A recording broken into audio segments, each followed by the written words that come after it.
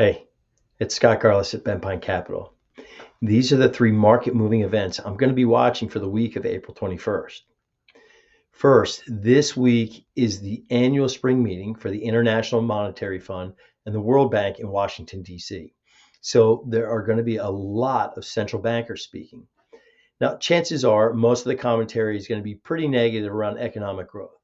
But what I'll be paying the most attention to is commentary from Christopher Waller. He's on the board of the Federal Reserve. Now, Mr. Waller is one of the most prescient of all the Federal Reserve members when it comes to the U.S. economic outlook and what needs to be done from a monetary policy standpoint. Waller recently spoke in favor of cutting interest rates. So I want to see if he has anything more to say along those lines. Second, I'll be watching the release of Global Purchasing Managers Index data from S&P Global. That'll give us an update on what manufacturing and services sector activity looks like in the month of April. It'll be an important read on global economic growth. Don't be surprised if we see signs of slowing.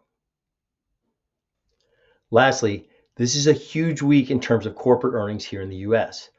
There are 122 S&P 500 index member companies scheduled to report.